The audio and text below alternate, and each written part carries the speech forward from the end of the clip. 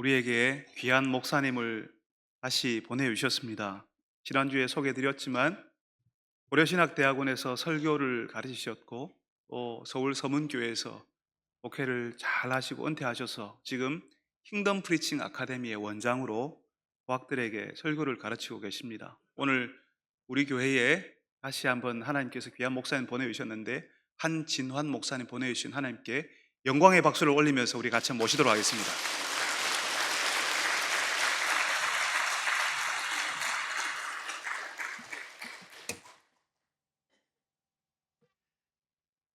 이스라엘은 사사시대에는 외적의 침략을 많이 받았습니다.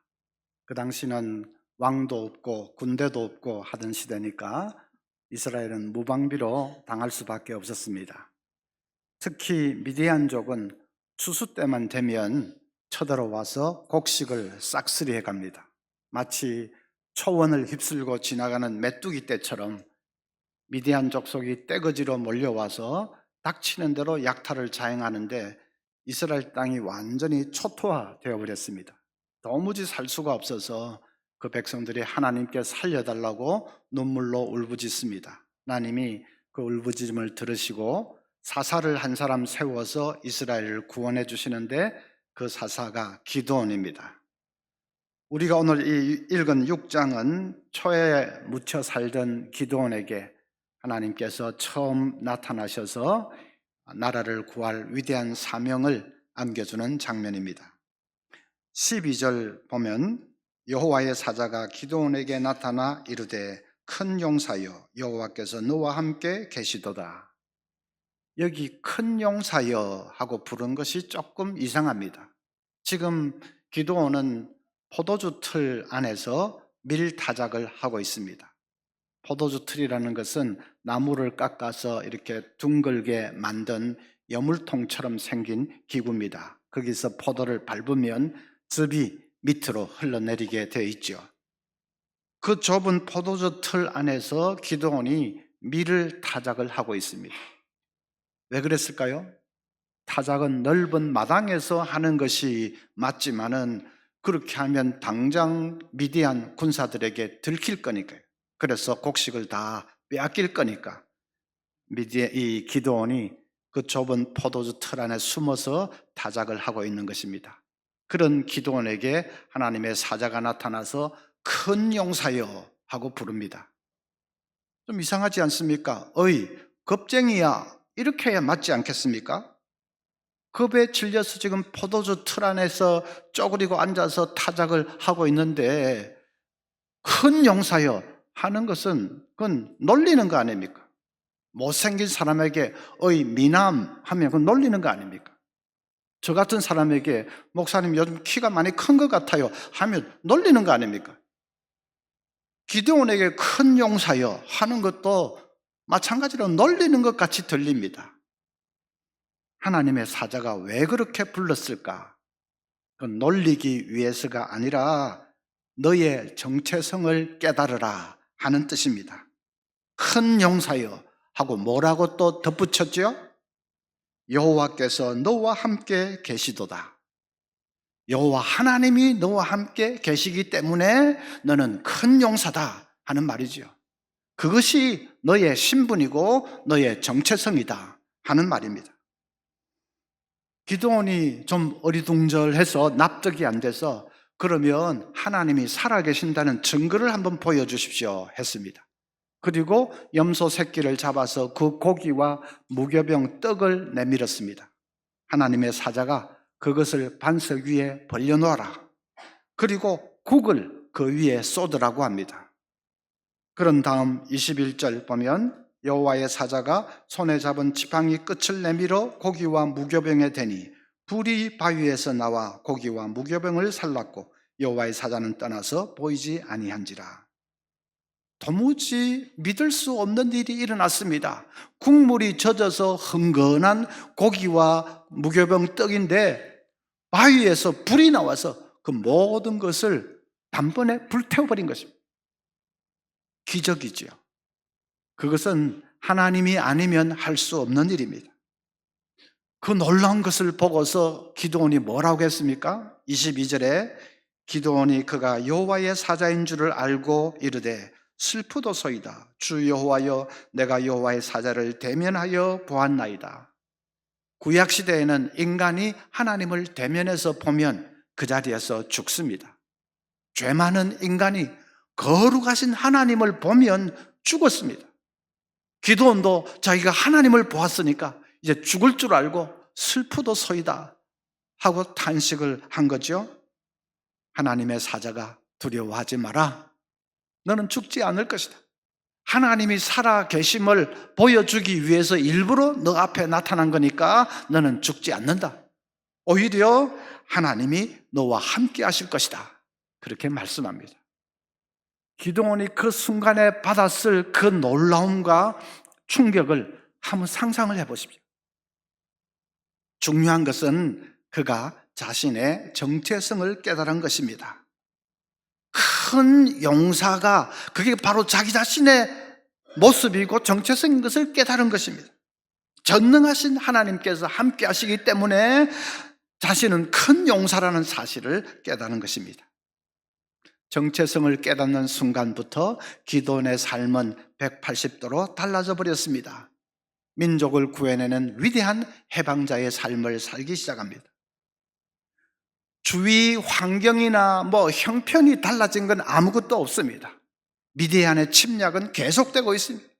계속 어려움이 닥치고 위기가 닥치는 것은 마찬가지입니다. 암울한 시대는 마찬가지로 계속되고 있습니다.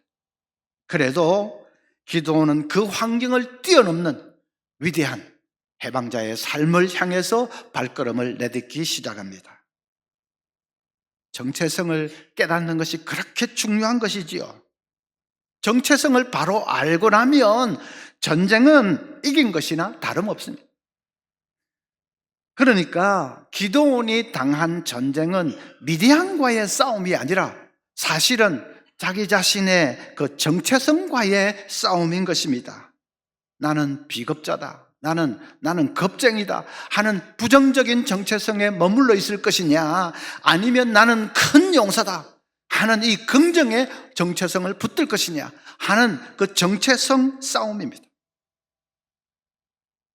어떤 중학교 3학년짜리 여자아이가 있는데 학교에서 아주 지독한 문제합니다. 늘 친구들, 후배들을 괴롭히는 요즘 학폭과 같은 그런 아이입니다. 하루는 학급에 상담 전문 선생님이 오셔서 이제 집단 상담을 하는데 설문지에 이 답을 적는 시간인데 그 아이가 갑자기 흐흐흐 하고 막 흐느껴서 울기를 시작합니다. 그 사납던 아이가 우니까 주위 사람들이 전부 놀랐지요. 선생님이 가서 보니까 나의 가족은 나를 어떤 사람으로 생각하는가, 그 질문에 답을 적으면서 아이가 막 자기도 모르게 울음을 터뜨린 것입니다. 선생님이 그 아이를 따로 불러서 얘기를 쭉 시켜보는 가운데 아이 속에 있던 그 엉어리가 이렇게 다 터져 나왔습니다. 그 아이는 아버지는 일찍 돌아가셨고 엄마와 동생들과 함께 어렵게 살고 있습니다. 초등학교 6학년 때인데 하루는 이 선반 위에 있는 뭘 꺼내려고 의자를 놓고 그 위에 아이가 올라가서 이래 하다가 그냥 넘어졌습니다. 그래서 옆에 놓여져 있던 그 밥솥에 부딪혔습니다. 쿵 하는 소리를 듣고는 엄마가 달려와서 아파하고 있는 딸을 한번 흘겨보더니 밥솥을 이렇게 저렇게 살펴봅니다. 그러다가 스위치가 안 눌러지는 것을 알고는 엄마가 딸을 그냥 쥐어 박으면서 이 나쁜 년이 할 일이 없으면 자빠져 잠이나 자든지 왜 멀쩡한 밥솥을 고장을 내? 하면서 욕설을 퍼붓습니다. 그날 엄마에게 쫓겨나면서 아이가 나는 밥솥보다도 못한 존재구나. 내가 살아서 뭐해? 하염없이 눈물을 흘렸습니다. 이제 세월이 지나가면서 그 일을 다 잊은 줄 알았는데 그게 아니었습니다. 그게 무의식 가운데 남아가지고 계속 너는 쓸모없는 존재다, 너는 쓰레기 같은 존재다, 계속 그 신호를 보내오는 겁니다. 그러니까 그게 다른 친구들을 괴롭히는 폭력적인 행동으로 나타났던 겁니다. 자기는 쓰레기 같은 존재니까 쓰레기 같은 삶을 사는 거죠. 상담 선생님이 그 아이 속에 내면에 쌓여있는 상처가 아이를 그렇게 만들었다는 것을 알게 됐습니다. 선생님이 아이에게 예수님이 너를 너무너무 사랑하신다는 것을 들려주었어요. 예수님이 너를 위해서 십자가에서 돌아가실 만큼 너를 사랑하신다는 것을 전해주었습니다. 아이 손을 꼭 붙들고 네가 왜 쓰레기냐? 예수님이 자기 생명보다도 너를 더 사랑하시는데 네가 왜 쓰레기냐? 아니다. 아이 손을 붙들고 그리고 간절히 기도하는데 아이도 울고 선생님도 울고,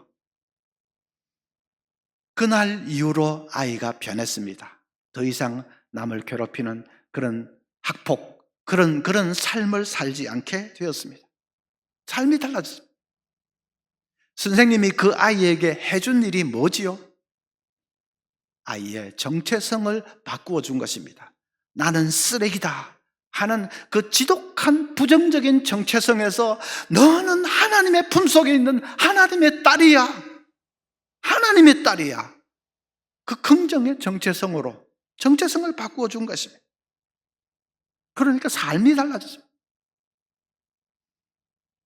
여러분, 우리도 마찬가지입니다.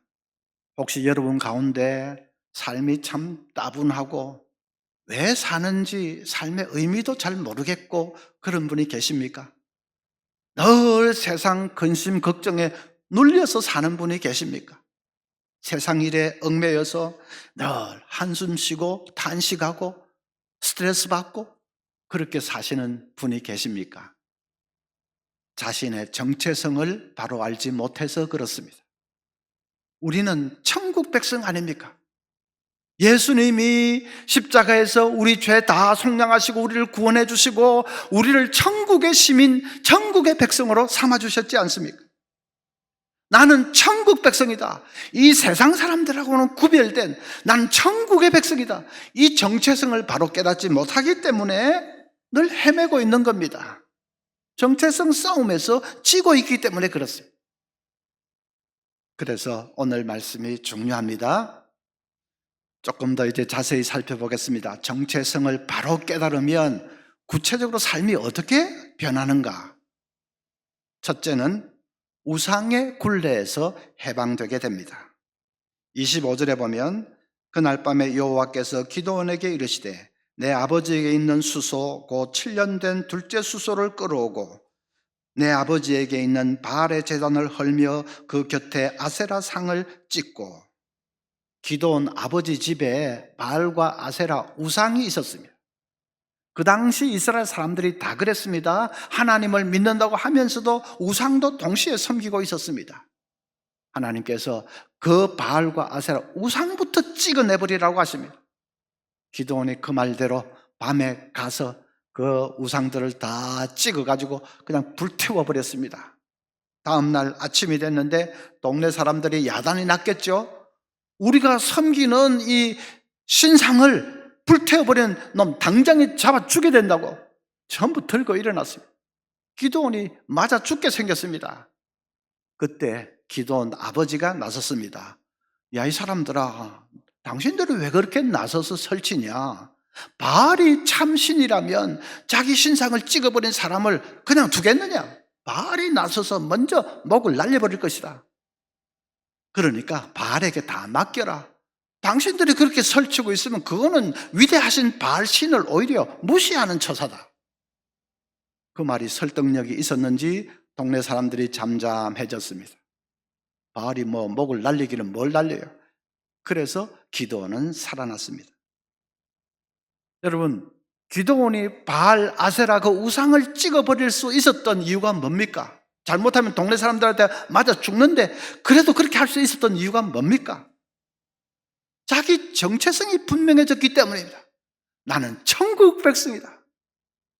전능하신 하나님께서 함께 하시는 천국의 백성이다. 그게 분명해졌습니다. 천국 백성인데 무슨 썩어 빠진 우상에게 절하는 그건 말도 안 되는 소리다. 그래서 찍어버린 것이죠. 우리도 천국 백성이라는 이 정체성을 바로 깨닫고 나면 제일 먼저 우리 속에 있는 우상부터 몰아내게 됩니다. 사람마다 만몬 우상을 많이 섬기지요. 돈 우상을 많이 섬깁니다. 돈이 나의 안전을 지켜준다고 생각하기 때문입니다. 돈이 내 노후를 보장해주고 나의 행복을 보장해준다고 생각하기 때문입니다. 진짜 그럴까요? 이 사람이 누군지 한번 알아맞혀 보십시오. 이 사람이 누군지. 저는 아내와 이혼하고 혼자 힘겹게 아이들을 키우고 있습니다. 제 여동생 하나는 몇 년 전에 자살해버렸습니다. 다른 여동생 하나도 지금 남편과 헤어지겠다고 이혼 수속 중입니다. 제 아버지는 수년 동안 병원에서 식물인간으로 누워 계시다가 몇 년 전에 세상을 떠났습니다. 저는 회사 일 때문에 감옥살이를 한 적도 있습니다. 누굴까요? 눈치 빠른 분은 벌써 알아챘을 겁니다. 삼성그룹의 총수, 그분 아닙니까? 자기 재산이 5조 1천억입니다. 그분이 행복한 삶을 살았을까요? 돈이 행복을 지켜준다면 대한민국에서 제일 행복해야 될 사람인데 그분이 과연 행복할까요? 이혼해, 자살해, 식물인간에, 감옥살이하고 남의 가정사를 들춰내려고 그러는 것이 아니라 돈이 행복을 지켜주는 것이 아닙니다. 성경에 나오는 삭개오가 그것을 깨달았습니다. 삭개오는 돈 긁어모으는데 혈안이 되어서 살았던 사람 아닙니까? 돈 때문에 로마 편에 붙어가지고 자기 동족들 등쳐먹던 친일파 두목 같은 사람 아닙니까? 그런데 그 삭개오가 예수님을 만났습니다. 그리고 변화되었습니다. 남에게 해를 끼친 거 있으면 4배나 보상을 해주고 갚아주고, 그리고 자기 재산 절반을 팔아가지고 가난한 사람들에게 다 주겠습니다. 그 돈에 혈안이 됐던 사람이 변해도 엄청나게 변했습니다. 돈이 자기의 안전과 행복을 지켜주는 것이 아니라는 것을 깨달았기 때문입니다. 주님을 만나고 나니까 자기의 행복을 지켜주는 분은 주님이시라는 사실을 깨달았습니다. 자기 정체성은 주님께 달려있다는 것을 깨달은 것입니다. 그러니까 그 만몬 우상의 굴레에서 해방될 수 있었습니다. 그리고 나니까 얼마나 자유롭고 기쁘고 얼마나 좋은지요. 그냥 주님 모셔다가 집에서 큰 잔치를 베풀었지 않습니까? 그 삭개 속에 넘치던 기쁨, 저도 좀 체험을 해봤습니다. 저는 모태신앙이긴 하지만은 학창시절에는 구원의 확신이 없어서 많이 헤맸죠. 그러다가 대학교 2학년 때 하나님을 만났습니다. 기도원이 하나님을 만나듯이 저도 그때 진짜 하나님을 만났습니다. 저는 그 순간을 잊을 수가 없습니다. 하숙집 그 베개 밑에 머리를 파묻고 얼마나 울었는지, 진짜 기뻐서 그렇게 운 것은 난생 처음입니다. 발이 공중에 붕 뜬 것 같았습니다. 그러고 나니까 제 자신의 정체성이 분명해졌습니다. 나는 천국 백성이다. 주님께서 십자가 통해서 나를 건져 구원해 주시고 나를 천국의 백성으로 삼아 주셨다. 나는 지금 죽어도 천국 간다. 그 정체성이 분명해졌습니다. 그러니까 희한하게도 걱정, 근심이 다 사라져 버렸습니다. 그때는 너무 어려울 때라 아르바이트를 안 하면 등록금도 될 수도 없고 생존할 수가 없는데, 그래서 이 아르바이트 계속 이어져야 되는데 혹시 자리가 끊어지면 어떻게 하나 늘 그 걱정이 많았는데 그게 다 사라져 버렸습니다. 거짓말처럼 사라져 버리고 이 가슴에는 무슨 기쁨의 샘이 터졌는지 기쁨이 그냥 주체할 수 없이 내가 천국 백성이 되었구나. 그 기쁨을 어찌 할 수가 없어서 신학교 문을 두드리게 되었고, 그리고 목사가 되었습니다. 정체성을 깨닫는 순간부터 제 인생이 완전히 달라졌습니다. 혹시 돈 하면서 너무 만몬 우상에 혹시 사로잡혀 있는 분이 없습니까? 우리 성경 말씀 히브리서 13장 5절 한번 힘차게 같이 읽어보겠습니다. 시작. 돈을 사랑하지 말고 있는 바를 족한 줄로 알라. 그가 친히 말씀하시기를 내가 결코 너희를 버리지 아니하고 너희를 떠나지 아니하리라 하셨느니라. 아멘. 하나님께서 우리를 결코 버리지 않고 떠나지 않는다고 말씀하십니다. 하나님이 우리의 안전과 우리의 행복을 지켜주신다고 말씀하십니다. 우리는 그분의 백성입니다. 우리는 천국 백성입니다. 여러분, 그 정체성 굳게 붙들고 만몬 우상의 굴레를 떨쳐버리기를 바랍니다. 그러면 삶이 얼마나 자유롭고 홀가분하고, 내가 목매달고 사니까 그렇지, 떨쳐버리고 나면 얼마나 홀가분하고 자유롭고 얼마나 기쁜지 모릅니다. 둘째로는 바른 자기 규정을 하게 됩니다. 정체성이 분명해지면 바른 자기 규정을 하게 됩니다. 인간은 내가 어떤 사람인가, 자기 자신을 어떻게 생각하는지 그 생각에 따라서 행동하게 됩니다. 나는 못난이다 라고 생각하는 사람은 못난이처럼 행동합니다. 나는 멍청하다, 나는 멍청한 사람이야, 그 생각이 꽉 차 있으면 그 사람은 멍청한 사람처럼 행동합니다. 반대로 나는 똑똑해, 그런 생각이 있는 사람은 그걸 증명해 보이기 위해서 똑똑하게 행동합니다. 그래서 보면 사람이 똑똑한 것 같습니다. 사람은 자기 자신을 어떻게 생각하고 있는지 그 생각대로 행동하게 되어 있습니다. 그것을 심리학자들은 자기 규정 효과라고 합니다. 자기를 어떻게 규정하느냐에 따라서 그 사람의 삶이 달라진다는 것입니다. 그래서 하나님도 기도원에게 나타나서 큰 용사여 하고 부른 겁니다. 자기 규정을 해주는 거지요. 기도원은 전에는 그렇게 자기를 규정한 적이 없습니다. 기껏해야 나는 겁쟁이다, 나는 쫌생이다, 그렇게 규정을 했지요. 그러니까 진짜로 겁쟁이처럼 쫌생이처럼 살았습니다. 그냥 그 좁은 포도주 틀에 숨어가지고 쪼그리고 앉아서 그 타작을 하고 있지 않았습니까? 속에 나는 겁쟁이, 나는 쫌생이, 그런 식으로 자기를 딱 규정을 하고 있으니까 그렇게 사는 겁니다.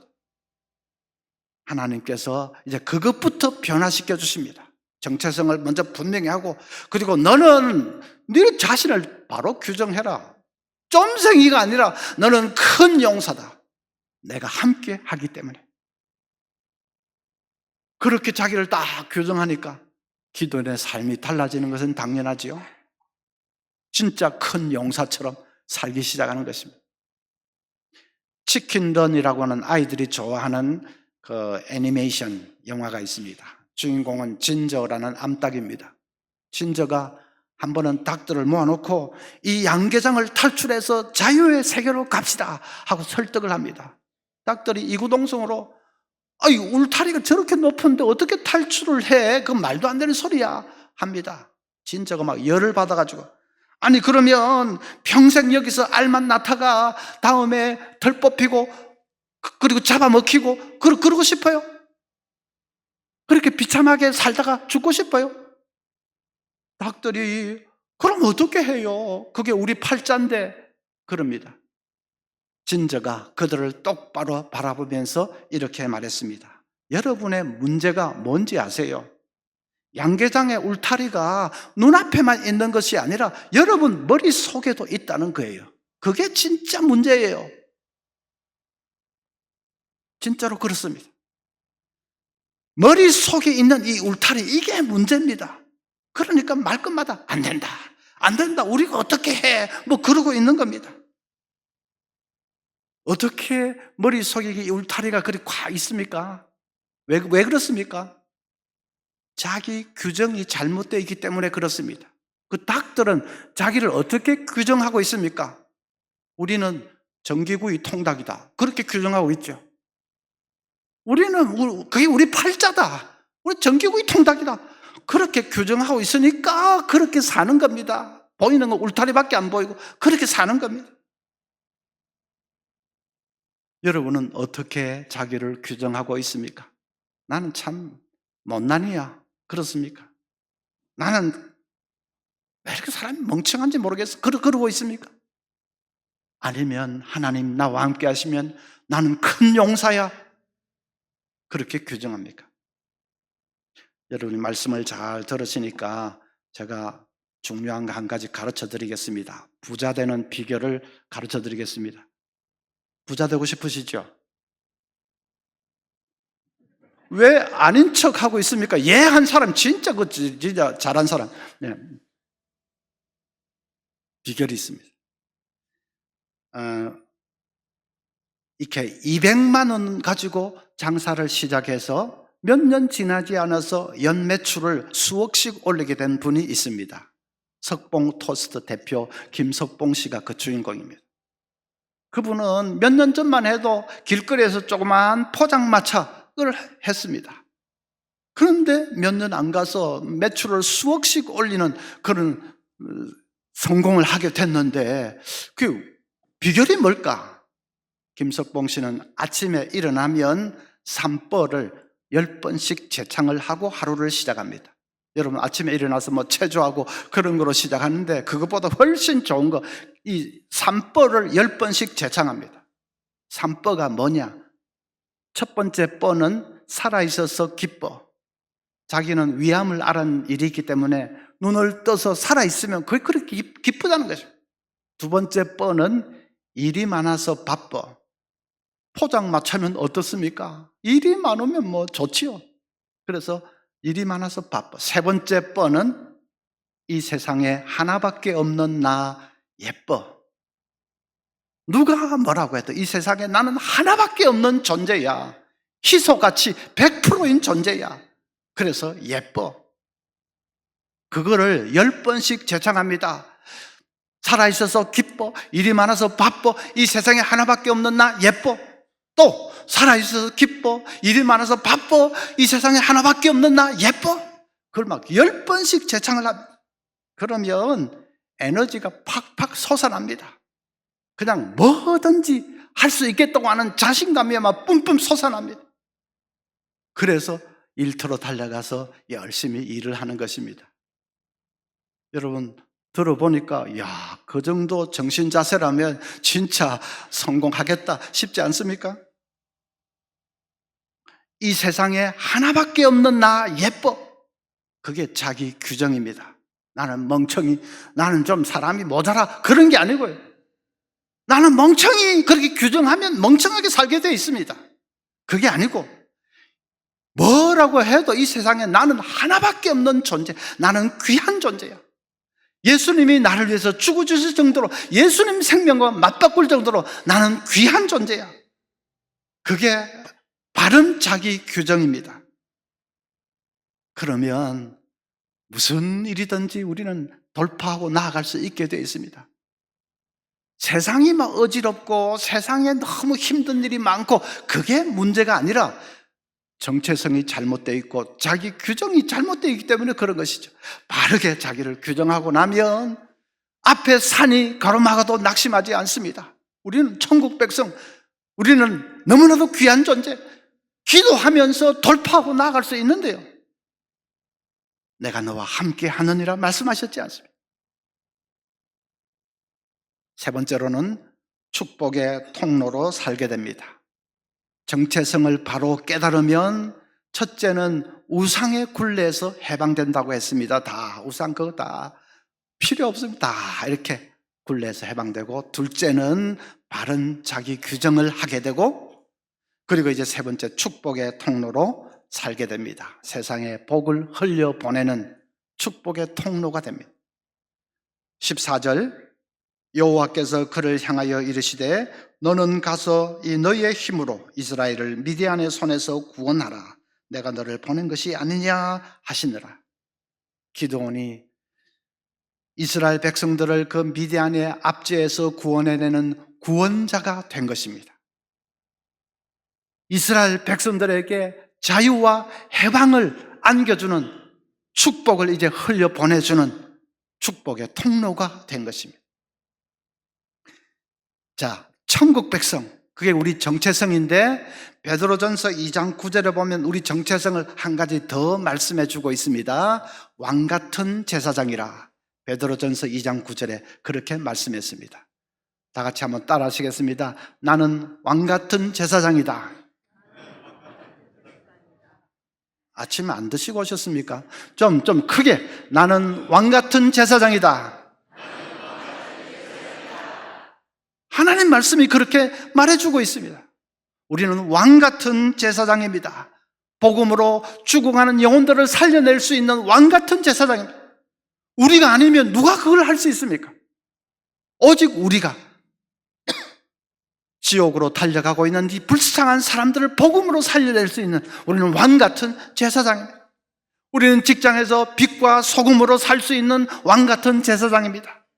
하나님의 나라를 확장하고 하나님의 나라를 전파하는 왕 같은 제사장입니다.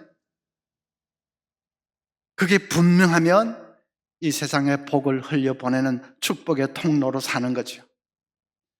한 번은 그 국민일보 간증기사가 하나 실렸는데 제목이 좀 깁니다. 딸이 105명입니다. 믿음으로 낳았습니다. 그렇게 제목이 되어 있습니다. 딸이 105명이라니 이 무슨 말인가 제가 읽어봤더니 그건 이 법무부 윤용범이라고 하는 서기관의 간증이었습니다. 윤 서기관은 법무부의 범죄예방정책국 거기 속해 있는데 자기가 주로 하는 일은 비행 청소년이나 소년원 출소자들 그들이 사회에 정착하는 일을 지원하는 그런 일을 하고 있습니다. 그런데 그분 말에 의하면 비행 청소년이라도 만나서 쭉 대화를 해보면 그들도 어떤 의미에서는 희생자라는 것을 알 수 있다는 것입니다. 기성세자가 그들을 그렇게 만들었다고 해도 과언이 아니라는 것입니다. 그들은 가출을 하는 것이 아니라 도무지 견딜 수 없는 그런 환경에서 탈출을 하는 것이라는 것입니다. 갈 데가 없으니까 뭐 같은 또래 아이들을 만나게 되고 외로우니까 남자애하고 같이 살아버립니다. 그러다가 덜컥 아기를 낳으면 17살, 18살 되는 어린아이를 낳는 격입니다. 그렇게 되면 아빠 노릇을 해야 되는 남자아이들은 대개 다 떠나버린답니다. 그러면 그 어린 미혼모가 혼자서 아기를 키워야 합니다. 윤용범 씨는 그런 미혼모들을 친딸처럼 돌봅니다. 아빠처럼 그들을 사랑으로 보듬어주고 눈물을 닦아줍니다. 직업 훈련도 시켜주고 사회에 정착하는 일도 힘껏 도와주고 그리고 후원자들 발굴해내서 또 서로 연결도 시켜주고 하는 일을 합니다. 진짜 생명의 은인이지요. 그런 분 아니었다면 그 미혼모들 아마 더 깊은 범죄의 나락으로 빠지거나 윤락가를 전전하거나 아니면 자살로 생을 끝내버릴 그런 정도인데 완전히 새로운 인생을 살게 되니까 은인도 그런 은인이 없지요. 그렇게 해서 자기가 돌본 그 미혼모가 105명이 된다는 것입니다. 그래서 그 신문의 타이틀에 딸이 105명입니다. 믿음으로 낳았습니다. 그렇게 한 것입니다. 자기가 그런 삶을 살게 된 계기가 있었답니다. 몇 년 전에 목에 이 큰 종양이 생겼습니다. 그 죽게 됐습니다. 병을 앓고 있는 아내와 어린 자식들 두고 자기 먼저 가야 된다고 생각하니까 진짜 하염없이 눈물이 흘렀습니다. 그러다가 문득 설교 시간에 들은 히스기야의 기도가 생각이 났습니다. 그래서 자기도 하나님 한 번만 살려주시면 정말 하나님의 영광을 위해서 살겠습니다. 진짜로 간절히 그렇게 기도했다는 것입니다. 기적이 일어났고 혹도 점점점 사라지고 건강을 회복하게 됐습니다. 그때부터 술, 담배 딱 끊고 진짜 그 서원 기도한 그대로 하나님이 기뻐하시는 일이 뭘까? 그걸 찾아서 하게 된 것이 오늘에 이르게 되었다고 그렇게 간증을 했습니다. 자기에게 이제 꿈이 하나 있는데 앞으로 14년 후면 자기 칠순이 되는데 자기 칠순 잔치에는 700명 딸들과 함께 갈비탕 한 그릇 먹는 거 그게 꿈이라고 얘기를 했습니다. 제가 그 기사를 읽으면서 정말 가슴이 뜨거워졌습니다. 야, 진짜 세상에 복을 흘려보내는 사람 아닙니까? 우리 기독 신자 한 사람 한 사람이 막 그 정도까지는 안 돼도 그래도 좀 그렇게 비슷한 삶을 산다면 이 세상이 달라지지 않겠습니까? 우리는 그렇게 살 수 있습니다. 정체성이 분명하면 그렇게 세상에 구원을 흘려보내고 복을 흘려보내는 축복의 통로로 살 수 있습니다. 사랑하는 성도 여러분, 우리 싸움은 다른 거 아니고 정체성 싸움입니다. 나는 천국 백성이라 이 정체성 굳게 붙드시기를 바랍니다. 그러면 쓸데없이 우리를 얽매고 있는 우상에서부터 우리 해방될 수 있습니다. 그리고 바른 자기 규정을 할 수 있게 되고 무엇보다도 세상에 이 복을 흘려 보내주는 그런 왕같은 제사장의 삶을 살 수가 있습니다. 우리 대연교회 모든 남성들 또 여성들 성도들도 마찬가지입니다. 이 정체성 굳게 붙들고 천국 백성의 그 놀랍고 행복한 삶을 사시는 우리 모든 성도님들 되시기를 바랍니다. 기도하겠습니다. 하나님 아버지, 지옥 자식이었던 우리의 정체성을 예수님의 십자가 통해서 천국 백성으로 바꾸어 주신 것 하나님 너무나도 감사합니다. 그러나 그 정체성이 희미해서 늘 세상에서 넘어지고 자빠지고 헤매기 잘하는 저희들이온데 주님, 오늘 말씀처럼 이제 정체성부터 바로 회복할 수 있게 해 주시옵소서. 천국 백성, 왕같은 제사장, 그 정체성 바로 붙들고 세상에서 하나님의 영광 나타내며 하나님의 사랑을 흘려 보내주는 복되고 아름다운 삶을 살도록 온 성도들을 붙들어 주시옵소서. 예수님의 이름으로 기도하옵나이다. 아멘.